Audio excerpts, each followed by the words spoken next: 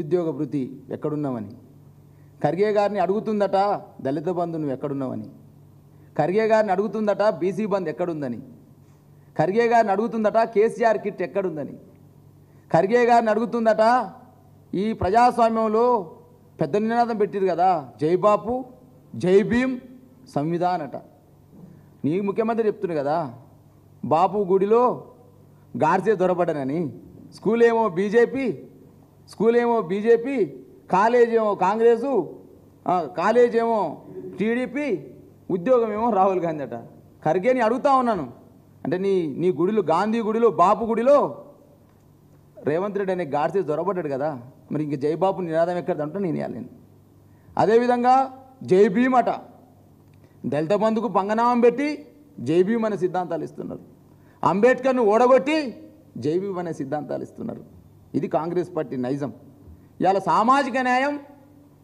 ప్రజాపాలన 7వ గ్యారంటీ అని చెప్పేసి మాట్లాడుతూ ఉన్నారు ఇవాళ విద్యార్థులందరూ కూడా నోటిఫికేషన్లు కావాలని జాబ్ క్యాలెండర్ విడుదల చేయాలని నిరుద్యోగ భృతి ఇవ్వాలని మీరు ఇచ్చిన యూత్ డిక్లరేషన్ ఏదైతే ఉందో ఆ యూత్ డిక్లరేషన్ ఇచ్చినటువంటి విద్యార్థినులకు స్కూటీలు ఇవ్వాలని మీరు ఇచ్చిన హామీలు అమలు చేయాలని చెప్పేసి ఆందోళన చేస్తే ఇక నిర్బంధాలు చేస్తూ ఉన్నారు ఇంటిలో పొద్దునట్టే 6 గంటలకే వెళ్ళి గృహ నిర్బంధం చేస్తూ ఉన్నారు ఇవాళ ఇంతకుముందు ఎర్రల శ్రీనివాస్ గారు మాట్లాడారు వాసుదేవరెడ్డి గారు మాట్లాడారు ఇవాళ ఆవేదనతో మాట్లాడుతూ ఉన్నాం ఇదేనా మీ సంవిధానం ఇదేనా నీ సామాజిక న్యాయం ఇదేనా ప్రజాస్వామ్య పరిపాలన ఇదేనా నీ ప్రజాపాలన ఉద్యోగాలు ఏమని అడిగితే నిర్బంధాలా నోటిఫికేషన్లు ఇవ్వమంటే అరెస్టులా ఇదేనా నీ ప్రజాస్వామ్యానికి నిర్వచనం రేవంత్ రెడ్డి గారు కాబట్టి డెఫినెట్గా ఇవాళ గాంధీ భవన్లో గాడ్సేలు దొరబడడానికి ఇవాళ రేవంత్ రెడ్డి దీన్ని నిదర్శనం ఇవాళ పెద్ద ఎత్తున మేము అడుగుతూ ఉన్నాం ఇవాళ ఖర్గే గారు నువ్వు వచ్చినావు మరి 42% రిజర్వేషన్లు ఎప్పుడు ఇస్తామని అడుగుతావు ప్రజలు ఖర్గే గారు నువ్వు వచ్చినావు జాతీయ అధ్యక్షుడిగా మరి జాతీయ అధ్యక్షుడు అనే దాన్ని నువ్వే మర్చిపోయినావు ఈ మధ్యకాలంలో కర్ణాటకలో ఒక ఎమ్మెల్యే డీకే శివకుమార్ని ముఖ్యమంత్రి కాబోతుందని చెప్పేసి మాట్లాడితే అయా కర్ణాటకలో ముఖ్యమంత్రి మార్పు ఉందట ఏందని ఖర్గే గారిని అడిగారు నీ అధిష్టానంతో మాట్లాడతాని చెప్పేసి అన్నారట ఇంతకుముందు మా ఎర్రల శ్రీనివాస్ కూడా అదే చెప్పినారు ప్రేమ్ సాగర్ రావు రాజగోపాల్ రెడ్డి అదేవిధంగా సామరామరెడ్డి వీళ్ళందరిపై మా మంత్రి పదవి ఏంటంటే సోనియా గాంధీతో మాట్లాడుతాం దీనికి ఈ రాష్ట్ర కాంగ్రెస్ పార్టీ అందమైన నిర్వచనిస్తారు మేము దళితుని పెట్టినాం మా జాతీయ అధ్యక్షుడు దళితుడు మీ దాంట్లో ఏంటంటే మీ అధ్యక్షుడు చెప్తుంది కదా నీ రబ్బర్ స్టాంప్ అని నా దగ్గర ఏం లేదు అంతా సోనియా గాంధీ దగ్గర ఉంది రాహుల్ గాంధీ దగ్గర ఉంది మీ అధ్యక్షుడు చెప్తున్నాడయా దీనికి అందమైన నిర్వచనాలు ఇవ్వడం మళ్ళీ మా అందరు బీఆర్ఎస్ పార్టీ మిగతా పార్టీలు తిట్టడం కాబట్టి ఇలా కాంగ్రెస్ పార్టీలో ప్రజాస్వామ్యం ఏముందో అధ్యక్షుడి పాత్ర ఏ పాత్ర ఉందో అదేవిధంగా వీరు ఇచ్చిన హామీలు ఏందో 18 నెలల కాలంలో ఈ డెమోక్రసీలో 420 హామీలు ఇచ్చి ఇలా ప్రజల్ని దోకా చేస్తూ అన్ని వర్గాలను ఆ రోజు కేసీఆర్ నాయకత్వంలో పండు ముసలి నుంచి పసిపిల్లవాడికి సాయం జరిగితే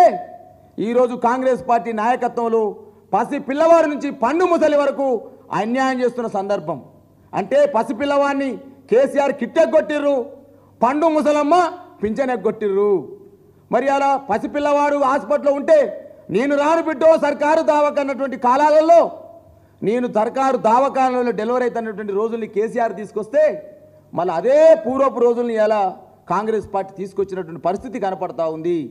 అదేవిధంగా ఆ రోజు కేసీఆర్ గారి నాయకత్వంలో 2000 పింఛన్ ఇస్తుంటే కేసీఆర్ ఒక్కరికే ఇచ్చిండే పింఛను ముసలయ్యను ఇద్దరిని మోసం చేసిండు ముసలమ్మకు పంచాలు పెట్టని చెప్పేసి మాట్లాడిన రేవంత్ రెడ్డి ముసలమ్మలు కనపడతలేరా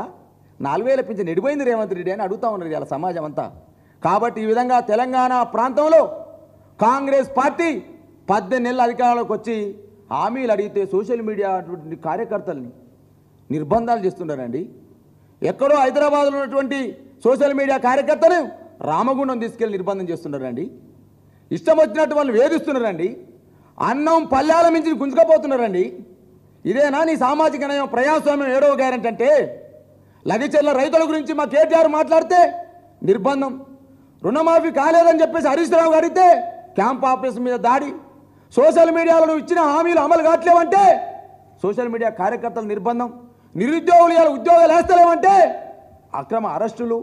ఏందండి ఇదేనా ప్రజాస్వామ్యానికి 7వ గ్యారెంటీ అంటే ఇవాళ 100% మేము అడుగుతా ఉన్నాం ప్రజాస్వామ్యాన్ని రక్షించుకుంటాం తెలంగాణ రాష్ట్రంలో జరిగే ఈ యొక్క అన్యాయాలను, అక్రమ అరెస్టులను భారత రాష్ట్ర సమితిగా కేసీఆర్ గారు సైనికులుగా